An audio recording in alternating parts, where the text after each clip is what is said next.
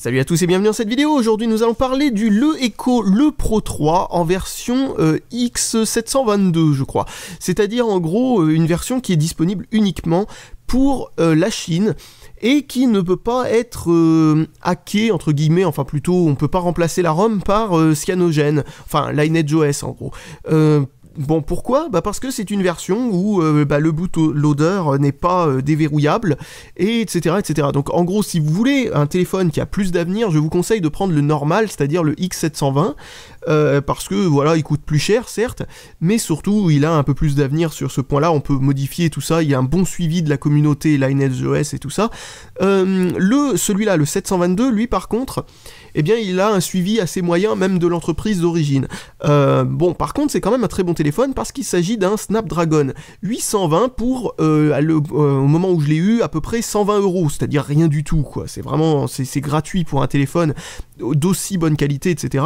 Alors, la version 720, elle a une différence, c'est que l'appareil photo est un peu meilleur, et aussi que c'est un Snapdragon 821 et non pas un 820, c'est-à-dire en gros c'est une version qui a les mêmes performances sauf qu'il chauffe moins, donc il peut garder ses performances plus longtemps, etc.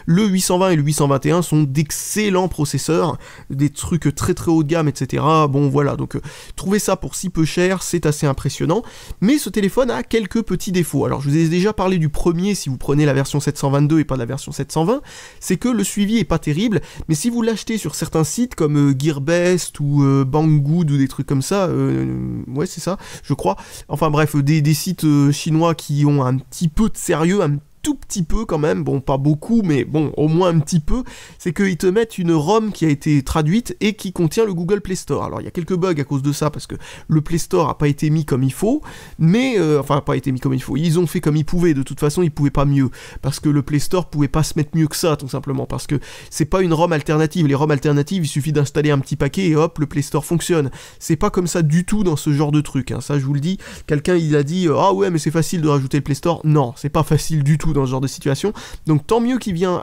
préinstallé, mais c'est Android 6 et il n'y aura pas de mise à jour a priori, et si vous remplacez la ROM par une ROM un peu plus à jour venant de la version chinoise, et ben vous aurez pu le Google Play Store et tout ça, et impossible de retrouver cette ROM avec la traduction et avec le Google Play Store, donc bon bah voilà, c'est très bien.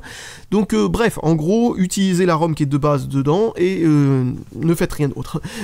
voilà, si vous achetez cette version 722. Sinon la version 720, bah, c'est la même version sans les problèmes, etc. avec le Google Play Store préinstallé même si vous mettez pas Lineage OS. Et donc dans les petits défauts qu'il y a là-dedans, et ben il n'y a pas de prise jack. Ça, c'est un des petits défauts qu'il y a dans ce truc-là. Un autre truc aussi, c'est que le truc infrarouge pour faire télécommande ne fonctionne pas avec la version chinoise, avec la ROM traduite, etc., visiblement, je sais pas pourquoi. Et un autre truc aussi qui manque, il n'y a pas de port pour une micro SD. Donc en gros, la mémoire interne, c'est la mémoire interne que vous avez choisie, et pas plus. Genre là, c'est la version 32 Go, donc la version de base.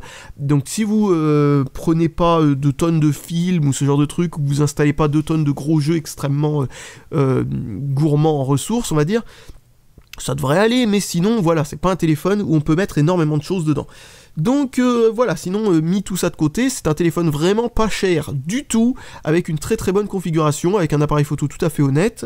La surcouche, vous savez que c'est pas du tout un truc comme Android stock, etc. Il y a quelques modifications un peu bizarres, genre par exemple le control center, là où on peut activer, désactiver le wifi, ce genre de trucs, etc., etc. Bah, il est pas du tout là-dedans.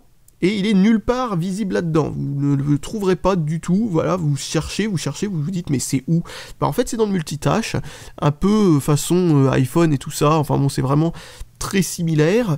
Au niveau d'optimisation de la ROM, ça a l'air d'aller, il n'y a vraiment pas tant de problèmes que ça, enfin moi j'ai rien vu de spécial à dire, il paraît que c'est pas non plus glorieux, etc. d'après ceux qui utilisent Lineage sur la version où on peut l'installer, mais personnellement moi j'ai rien vu de particulièrement dramatique, hein, même rien du tout, donc je sais pas trop si c'est parce que les anciennes versions étaient moins bien que ça, ou si c'est juste que j'ai pas trouvé le problème, mais habituellement quand il y a un problème, j'ai l'habitude de le trouver, donc voilà. L'écran est d'excellente qualité, c'est un excellent écran avec une bonne colorimétrie, avec une bonne luminosité, des noirs vraiment très sombres, quoi, c'est pas de la MOLED, mais on n'en est pas loin. Au niveau de la configuration technique, etc., je vous ai déjà dit que c'était un truc avec un Snapdragon 820, mais aussi 4 Go de RAM. En gros, c'est largement suffisant pour faire tourner les plus gros trucs possibles et imaginables dans la fluidité la plus totale.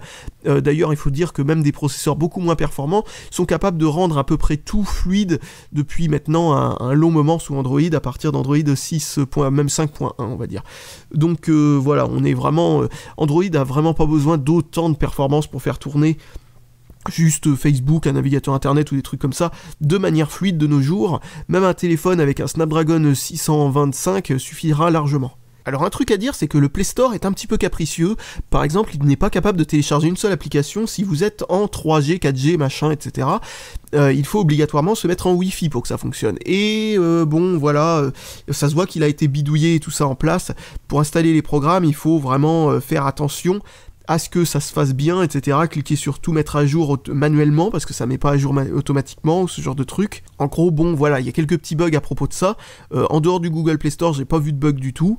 Sinon, qu'est-ce qu'on peut dire? Non, franchement, j'ai vraiment rien à dire sur les performances ou le fonctionnement de ce téléphone. En dehors de ce que je vous ai déjà dit, c'est-à-dire que en gros, franchement, le matériel est vraiment de luxe, quoi. C'est vraiment du super bon matériel. Au niveau du software, il y a vraiment pas de problème en dehors de ce que je vous ai dit, c'est-à-dire en dehors du Play Store, etc.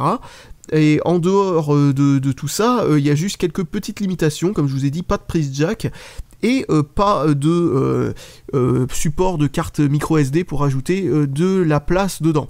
Donc voilà, si vous êtes au fait de ce genre de petites limitations et que ça ne vous dérange pas, vous avez vraiment un téléphone extrêmement bien foutu pour le prix. Tout ce qui est GPS, machin chouette, etc., j'ai vraiment pas vu de défaut. Il n'y a pas vraiment non plus de gros bons points à souligner, à part le fait que vous avez un téléphone qui est pratiquement digne d'un téléphone haut de gamme pour un prix qui est juste le prix d'un téléphone bas de gamme, quoi. Donc voilà, ça c'est bien.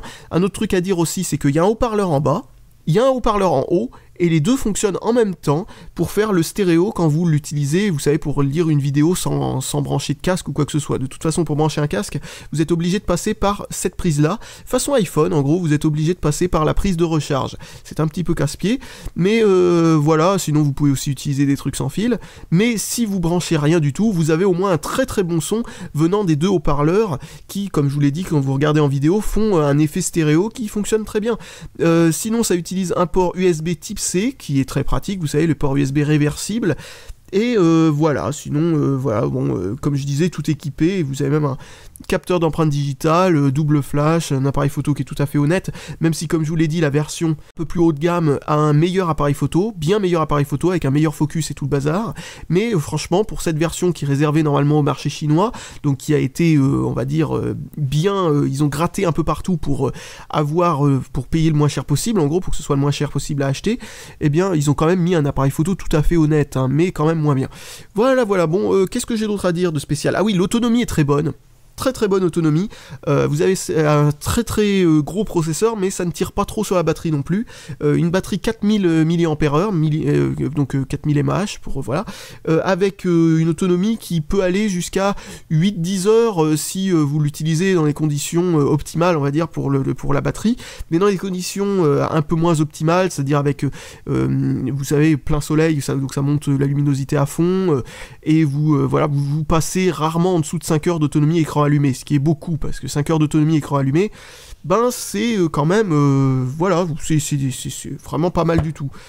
Surtout sur un téléphone, comme je vous ai dit, qui coûte aussi peu cher du tout que ça. C'est vraiment un téléphone quasi gratuit pour ce qu'il contient, quoi, parce que d'habitude on a des téléphones qui coûtent 2 à 3 fois plus cher, voire même si vous prenez le Zenfone 4 qui vaut allez, plus de 4, non, à peu près 4 fois plus cher, un petit peu plus de 4 fois plus cher, et qui a un processeur beaucoup moins bon. Enfin bon, c'est assez dingue. Ça, c'est parce que, en gros, c'est une liquidation de ces téléphones-là, parce que la marque en question, le Echo, là, on va dire qu'à bas de l'aile, quoi. Elle s'est fait racheter 2 fois, si je dis pas de bêtises, et il n'y a pas grand-chose qui semble réussir à la sauver.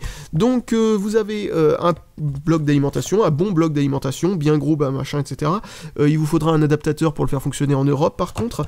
Vous avez le câble pour pouvoir le recharger, etc. Un câble USB type C standard, tout à fait classique. L'adaptateur pour brancher un truc en prise jack dessus. Et vous avez une petite coque, machin, etc.